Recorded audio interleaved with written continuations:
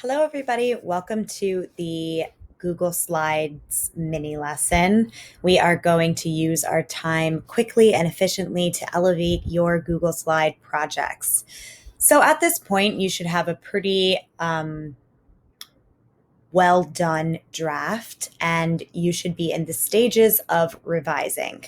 Your content should be all there, and if it's not, keep working. But this is really for the aesthetics of your project and making it so that your audience can receive information when you are presenting. So I'm going to start off with a couple of tricks from my experience that make PowerPoints efficient. For your title slide, you really want to make sure that your title is bold and in the audience's face. My title is Climate Change and Coral Reefs, which shows my question in the title. You can have your title say you are studying, oceans, but then specifically coral reefs. You would say ocean life, and then your research question, how are coral reefs being impacted by climate change? Really, you can do either or. And then I gave my audience a bit of information about why I am doing this project with Elizabeth. I also think that it's important to have a background picture that is eye-catching, so bright, colorful, and also meaningful. I am definitely talking about climate change and coral reefs, and this image shows a healthy coral reef on the bottom part and a dying coral reef at the top. And that is really what my research is about, coral reef bleaching. So moving forward, this is my hook slide. I tried to make my titles as catchy as possible. The earth is crying. We must listen and take action. I want my audience to know the point of my project is to inform. And I also want my audience to know why I care about this project. I chose to keep this slide quite muted because really I wanted to draw the attention to my words versus pictures. A couple of things. When you are having titles, please keep it consistent, right? Your fonts should be the same on every slide. If your fonts are different, that kind of changes the aesthetic of the PowerPoint, and it's a little bit confusing to follow along, and it looks mismatched match.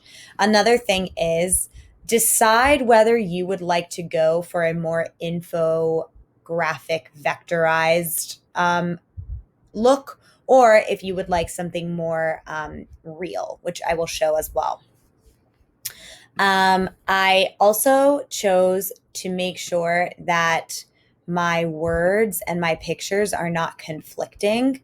I really wanted to make it so that instead of looking horizontal like this, it's kind of more challenging to read. We did a vertical up and down, which really allows the audience to read more efficiently.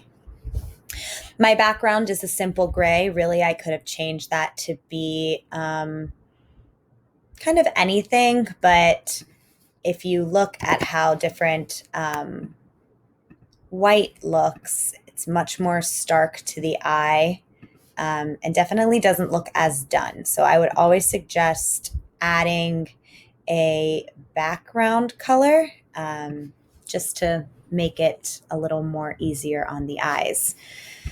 So now we're getting into our content slides. A couple of things that are really important to point out for content slides.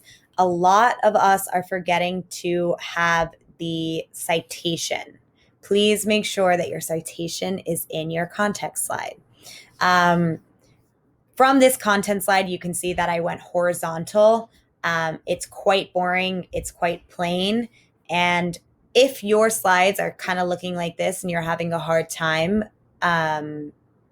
thinking about photos that you would like to incorporate or catchy titles, I would really suggest that you write a research paper because in theory, you are writing your explanations and your evidence in this already. So it shouldn't be that hard of a move to make. But I will show you how we can transform this.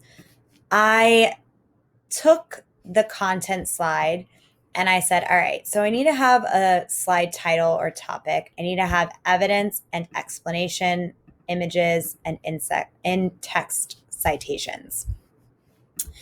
I wanted to make it so that my explanation and evidence were two different things without it being extremely noticeable. I did this by the border choice. So for my explanation, I chose a white dotted border. And for my evidence, I chose a solid border, and that is gray. They both have the same background color, which if you go, let's see, right here, it's the gradient option, which allows it to be a little more white in the center, like an ombre effect, versus the solid moment. And then I also chose a background that wasn't extremely overpowering and had the photos on the bottom. So as you can see, all of this was space that was ocean, and you can still read easily my title and my explanation. So those are, I can't speak. Those are some tips and tricks. My insight in text citation is here. And all of these are made by doing text box. Another thing, just to remind you guys, when you have an image in the background, to bring that image forward, make sure that you go bring to front or bring forward, because if not, your text boxes will be in the back and then we can't read them.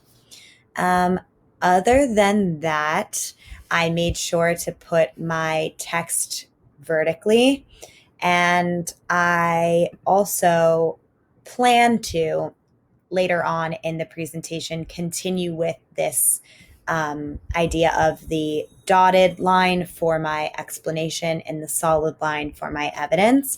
That way my audience knows that that is to be expected, and it's continuous throughout the presentation. If you have any questions, if you would like to get on Zoom with me to kind of workshop some of these things, please let me know, and I am more than available to help you out with this. All right, y'all, have fun.